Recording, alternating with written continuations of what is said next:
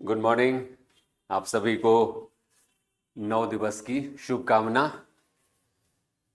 आज एक बार फिर हम लोग ऑनलाइन हुए हैं, पुनः उसी विषय को लेकर के। यह विषय आपके सामने जो दिख रहा है, पटना हाई कोर्ट रेगुलर मजदूर। और रेगुलर मजदूर के पद पर के लिए जो इंटरव्यू की प्रक्रिया, जो साइकिलिंग के बाद तैयारी कराई जाएगी, उसके बारे में कुछ सामान्य चर्चा आप लोगों से करने के लिए।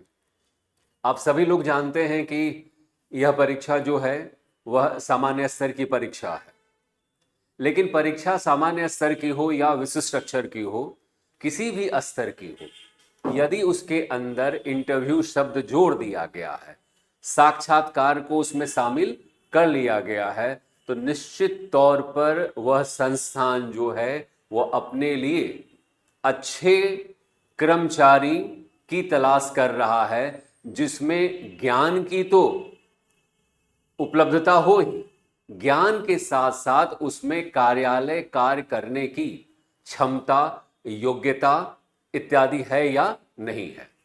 आप सभी लोग जानते हैं कि इंटरव्यू सुन करके कभी कभी छात्रों के मन में विचित्र प्रकार की बात आ जाती है कि किस प्रकार से हम इसका सामना करेंगे। हम लोग अपने संस्थान के माध्यम से बच्चों के लिए यह निर्धारित करते हैं कि बच्चे जब इंटरव्यू देने जाएं तो वह पूरी तरह से आश्वस्त हो कि वह जिस कार्य के लिए आए हैं उसमें वह सक्षम है। और यह तभी हो पाता है जब एक विद्यार्थी उस चीज का बार बार अभ्यास करता है। आप अपने से भी किसी भी चीज की तैयारी कर सकते हैं, लेकिन एक अनजान व्यक्ति, एक अनजान बोर्ड, कई लोगों के सामने जब किसी बात को पूछा जाता है तो देखा जाता है कि प्रस्तुतिकरण किस प्रकार का है। आप किस तरीके से किसी बात को सुनते हैं, सुनने के बाद आप किस तरीके से किसी बात का रिप्लाई देते हैं, आप में सहनशीलता कितनी है, कार्य करने की क्षमता किस प्रकार की है, यह सारी चीजों का अवलोकन तभी हो पाता है जब चार अनजान व्यक्ति सामने बैठ करके आपके हाव भाव को देखते हुए किसी भी कार्य को अंतिम रूप दे। इंटरव्यू के बारे में आप सभी लोग जानते हैं कि एक प्रक्रिया है जिसके माध्यम से कोई संस्थान अपने लिए वैसे कर्मचारी की तलाश करता है जो जिस पद के लिए है उस पद को पूरी तरह से, उस पद की जिम्मेवारी को करने में सक्षम है या नहीं है। मजदूर का पद है, लेकिन आप सभी लोग यह मान करके चलिए कि यह एक प्रकार से मल्टीटास्किंग ड्यूटी को करने के लिए निर्धारित किया गया है। और मल्टीटास्किंग जब आ जाता है तो कर्मचारी का जो रिस्पॉन्सिबिलिटी है, उसका जो दायित्व है, उसके जो कार्य करने की क्षमता है, वह बहुत व्यापक होनी चाहिए। व्यापक इस संदर्भ में कि उससे मजदूर के रूप में भी कार्य कराया जा सकता है, उससे फाइल को अरेंज करने के लिए भी कहा जा सकता है, उसे किसी क्षेत्रीय कार्यालय में भी फाइल को ले जाने या ले आने के लिए कहा जा सकता है, उसे डाकघर भी किसी फाइल को ले जाने के लिए कहा जा सकता है, उसे तकनीकी कार्य भी कंप्यूटर के माध्यम से करने के लिए कहा जा सकता है। अब जब दायरा इतना व्यापक है किसी कार्य का, तो आप समझ सकते हैं कि इंटरव्यू की प्रक्रिया भी उतनी ही जटिल होगी। और उस जटिल कार्य को सिखाने के लिए हम राजधानी कोचिंग सेंटर के माध्यम से आप सभी लोगों का इस प्रकार से तैयारी करने का कार्य करते हैं कि आपके अंदर उन सभी विषयों को, उन सभी क्षेत्रों को, जिन क्षेत्रों से सवाल पूछा जा सकता है, उस पर अभ्यास कराते हैं। अभ्यास की प्रक्रिया में कर्मचारी के लिए सबसे महत्वपूर्ण होता है अभिवादन, वार्तालाप की शैली।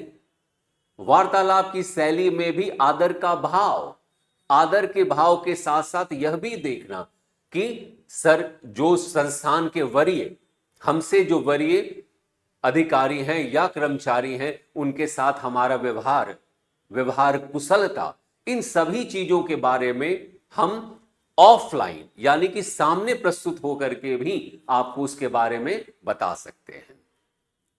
इसके अलावा यह भी याद रखना है कि इंटरव्यू जो होता है और खासकर हाई कोर्ट का जो इंटरव्यू होता है उसमें मिनिमम अंक को लाना अत्यंत आवश्यक है और इन सब को कराने के लिए अधिक से अधिक उसमें अंक को जोड़ने के लिए अभ्यास का होना जरूरी है और इस अभ्यास को हम लोग इस कोचिंग के माध्यम से कराने का प्रयास करते हैं। इंटरव्यू एक प्रक्रिया है जो सभी बड़े स्तर हो या छोटे स्तर की परीक्षा हो उसमें पूछी जाती है। हम कैसे सिखाएंगे तो उसका एक हल्का सा प्रक्रिया है कि हम आपके अभिवादन को सिखाएंगे। अभिवादन के बाद यदि आदेश मिलता है कि आप उस कार्य को कीजिए तो बैठने की प्रक्रिया सिखाएंगे। ड्रेस आपका किस प्रकार का होना चाहिए कार्यालय में आने या जाने के लिए उसको बताएंगे। इसके अलावा अभिवादन को सुनने की क्षमता, आपकी कार्य क्षमता, आपका स्किल, आपके विषय और आपने जो इंटरव्यू के लिए भरा होगा विषय कि इस विषय में आप पारंगत हैं उससे संबंधित सभी विषयों की हम जानकारी दे सकते हैं। और ये तभी संभव हो सकता है जब आप हमसे जुड़ करके अभ्यास करें और अभ्यास करके अपने को उस पद के लिए उपयुक्त बनाएं।